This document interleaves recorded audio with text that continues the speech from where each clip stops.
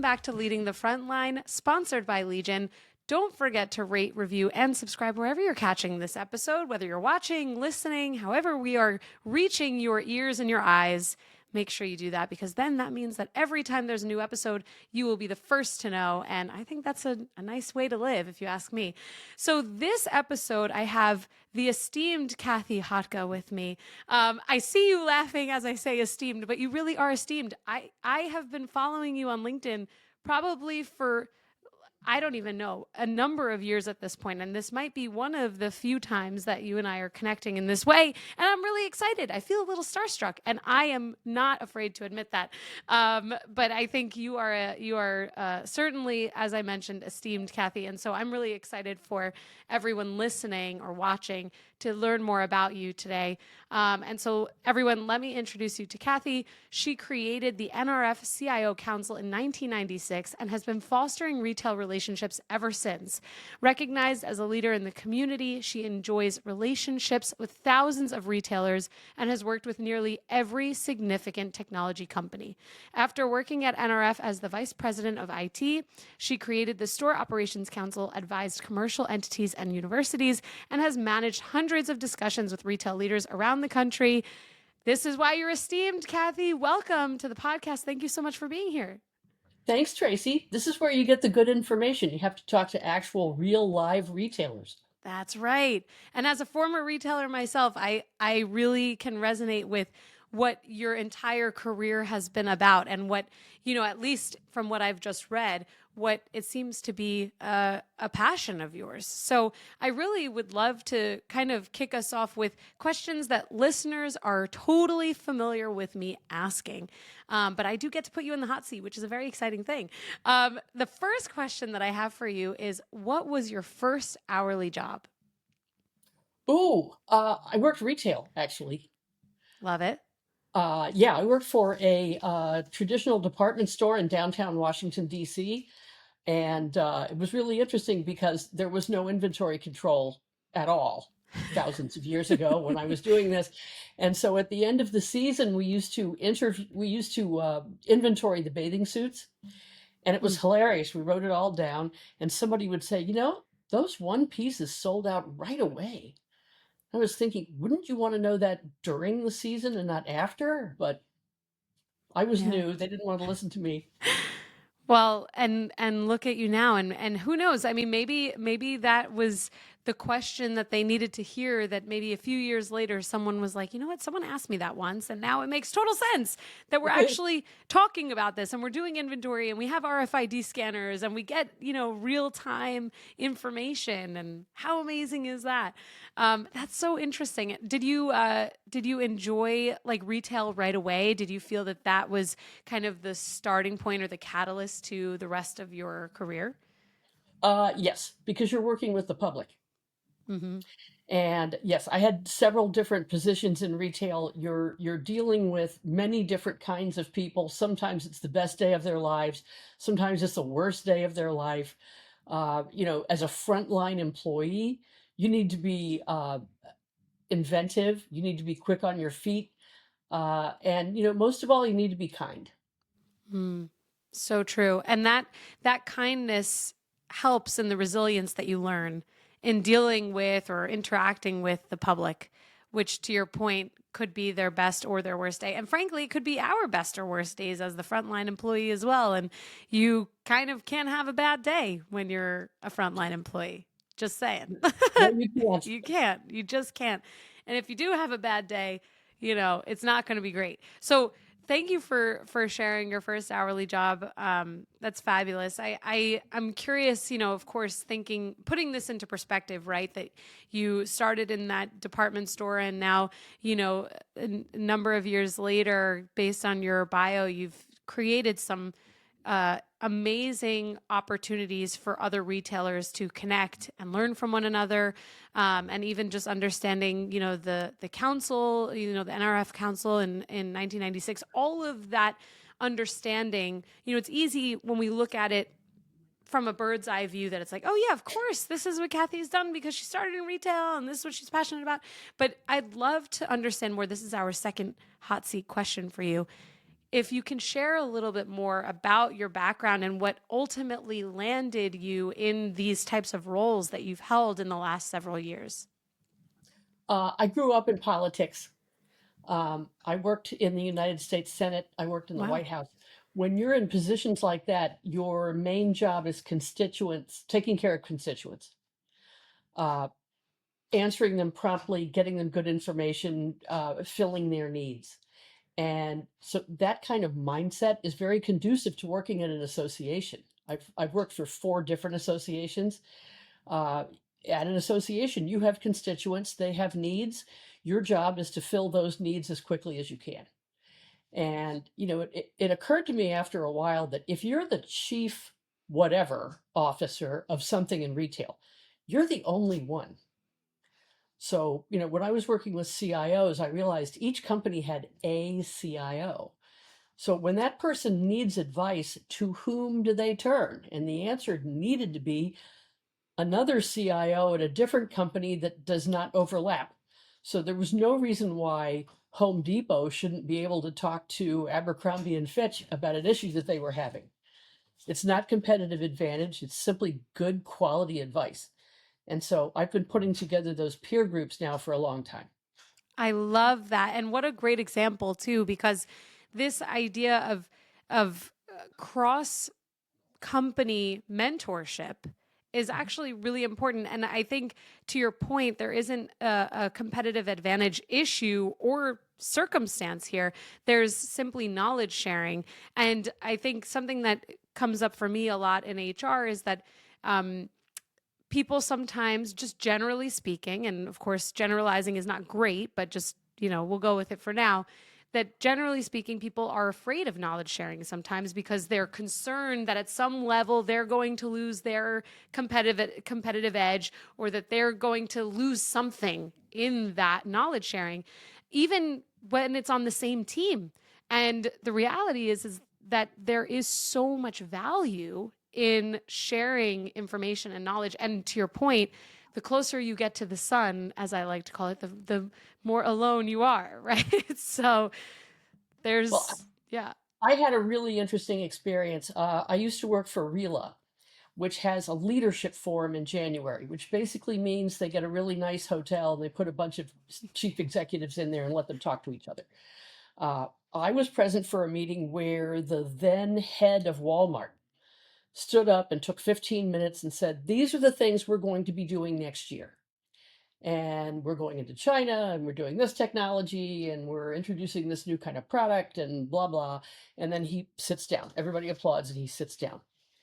After that, the guy who was running Target at the time stands up and says, "So, this is what we're going to be doing at Target." And he's talking about China and Mexico and different products. And we're going to be partnering with this designer. Even when people are speaking at a really granular level, you can't catch up on them like that. So telling the truth about what you're doing is not giving away competitive advantage, because your competitors are not going to be able to catch up as a result. Hmm. So it's really quality knowledge sharing is intensely valuable.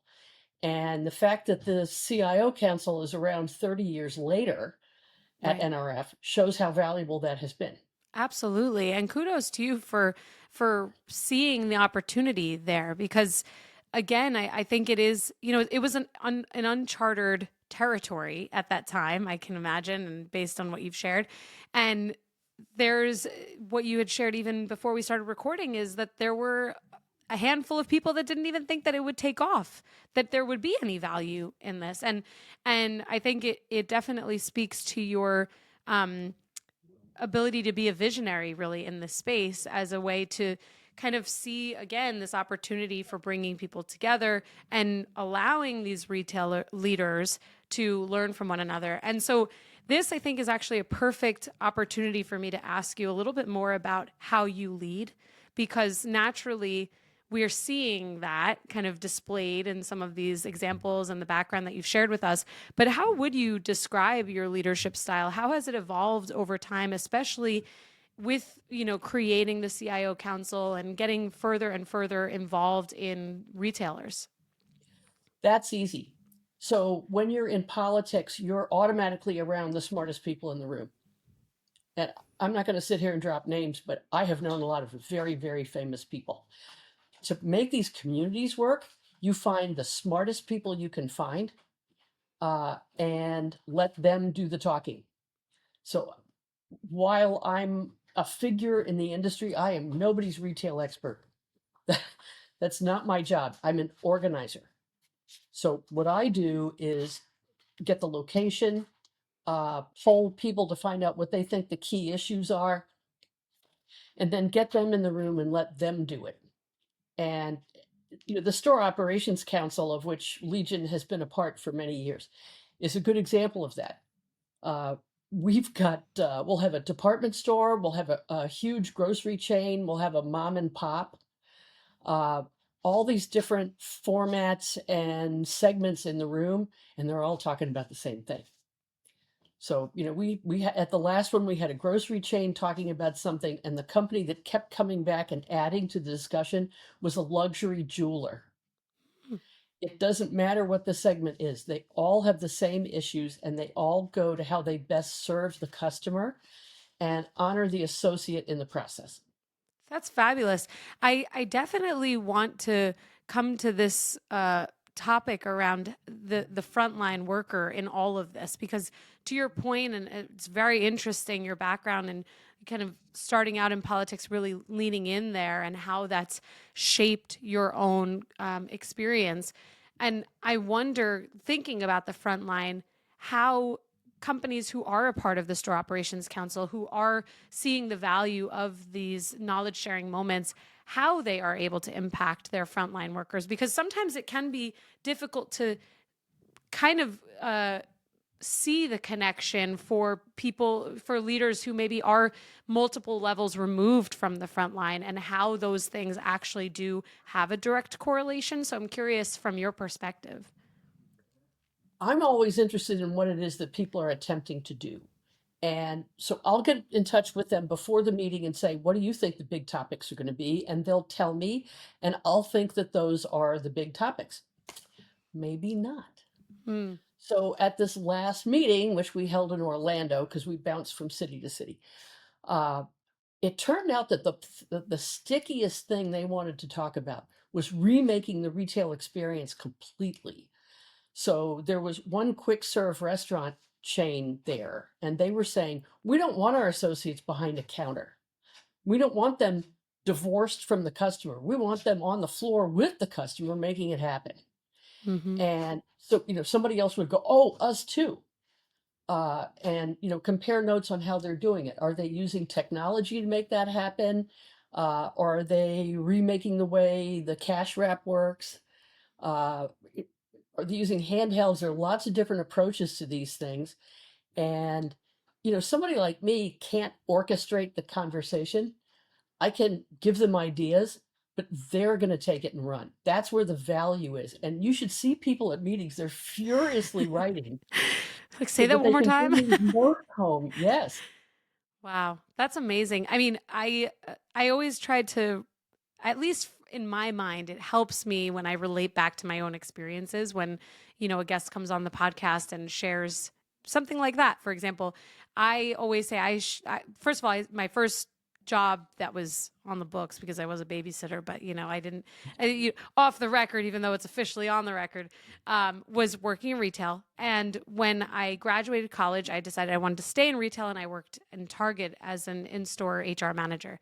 And that's where I always say I sharpened my knives at Target. And I'm sure, given your experience, a ton of Target execs, former, present, and people who have moved on to other companies, or, whatever that might kind of look like.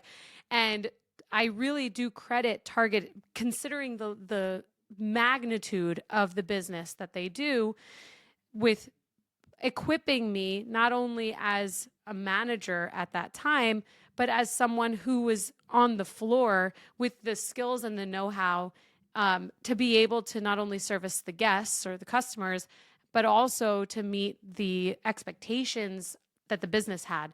And now, kind of fast forward, after working for other retailers, and now, being at Legion and in a kind of a pseudo supporting retailers kind of space within this technology, there is so much influence that every single person, I think, in retail can have that ultimately affects the frontline worker and ultimately then affects and impacts the customer. And so when I reflect on what you're saying as far as having these, senior leaders in a room sharing notes, swapping ideas, learning from one another, seeing the opportunities, and then relating it back to my own experience as having been a frontline worker, having been a frontline manager, there's so much that I didn't even necessarily consider until now that happened in the background, right? That ultimately, like I once met the CEO of Target, and I remember thinking, oh my God, this is the biggest day of my life, right? And, you zoom out and you think about that and you're like, yeah, imagine being that frontline employee and you get that opportunity with someone at the C-level, C-suite, and you see the impact that their decision has or that your own role has on them. And it's really quite interesting. And I think for listeners who are maybe even outside of retail, they might not necessarily think that way because maybe they're just consumers and they're shopping and they're like, yeah, oh, I have all of these sales that I get to shop. But there's so much that goes into that one interaction. Well, there is, and that's where the front line comes in because you're watching ads for Target on TV, you might have ads on the radio, you're getting a promotion in the mail. Bottom line is when you walk into that store, you're not dealing with, the Brian Cornell of you're dealing with a frontline worker. And that frontline worker has either done a great job and it looks really good in there and they can find what you want, or there are stockouts and problems. And so that person who's not making terribly much money has to be continually taken care of, has to be scheduled correctly, has to be compensated correctly. And if they're not, the consumer's reaction to the brand might not be so great. Mm-hmm. So those people are very important. Yes, it's so true. It's so true. And I really do hope that frontline employees see their impact at some level. I hope that even their leaders help them to see their impact. I think that's where true mentorship comes in. And when you think about these companies like Target, Home Depot, Lowe's, Walmart, where the leadership development is it's like a science. I'm still to this day, almost really like 10 years later after my first role at Target, I think about and credit Target with so much that it really was just like a perfect formula for how do we set people up for success? How do they start off in a new store with new employees? Or if they are that new employee, whether seasonal or otherwise, how do we set them up for success and help them to be as effective as possible? It's incredible. And it takes an investment, but it's very important. So I think people who don't know Walmart just assume that Walmart's kind of a place for people to go who can't really get a good job and, they're just going to There's a wind up stigma, working yeah. there maybe for a while. Walmart has been tirelessly educating their employees, putting them through sort of secondary school where they Right. graduate, they wear a cap and gown, they get a diploma. It may be the only diploma they've ever gotten. They bring their Right. families. It's very meaningful to these people who want to advance themselves, make more money, make more of an impact. And I would encourage any company that thinks maybe their associate development programs are not up to snuff to check out what Walmart has done. They may not have the same resources as Walmart, but honestly, they have done a wonderful job. They really have. I have friends from, past Target colleagues who have gone to Walmart and they're store managers or they're, at the executive level in store or otherwise. And it's really, really fascinating when you're on the inside to see just exactly what is happening in Walmart and other large retailers. And I think one of the things that I take away from what you're sharing there is that this sense of fulfillment and satisfaction that employees can have direct from their employers is so profound, and that these retailers who are, giants in this world, let alone in this country, they've gotten it right for so many years because they've figured out that satisfaction at the hourly level, at the employee level, is so critical to their success. And so when we think about, and when you think about actually the future of frontline work, I'm curious if you see any other trends that might be shaping the future of the frontline, whether it's leadership or the hourly employee. Is it something like this, leadership development or fulfillment at the employee level? What does that look like for you? Well, there are a lot of different pieces of that. But one of the things that stands out for me is the companies that listen to their frontline employees. They've got suggestion boxes. They reward people for making suggestions. Uh, Folks are added to a weekly sales call. A frontline worker in the men's department is on a call with leadership saying, here's how we had a problem, and this is what we did to address it, on a budget of zero, basically. If you've got those smart people who are in your company, listen to them. Find out what do they think. Love that. The I want to hone in on the word listen, because that is sometimes a word that everyone thinks that they are really good at, but not always, right? And what you said around when if companies have smart people, which we know many companies have smart people working for them, within them, that we should listen to them. That is kind of like the core of what makes the world go round, right? Like, we hear thought leaders all the time say, hire people who are smarter than you. Make sure that your team is comprised of people who think differently from you. And all of those things are important because that helps to, I think, shape and create better and more, maybe more robust ideas and new ideas. And so, to your point, this being kind of something that shapes the future of the frontline, it's great because it's not so hard to do. If you ask questions and you get those answers, you got to do something with it. Well, and by actively listening, you can actually stave off some problems. A couple of years ago, there were several companies, no names, please, that were having issues where their employees were griping about them. They'd set up a private chat where they could complain to each other, or God forbid, they'd set up a subreddit where they could complain about their company. Oh. Uh, if those associates want to talk to each other, put it out on your intranet.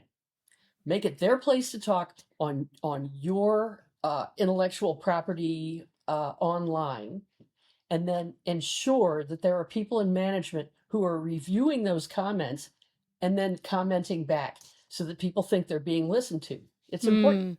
Absolutely. I'm curious, why do you think more companies don't do that? Maybe they're not as large and they haven't experienced a problem like this. But things happen. There's a rollout of a product and it goes badly, Mm. or there's a rollout of a technology, God forbid, that just doesn't work.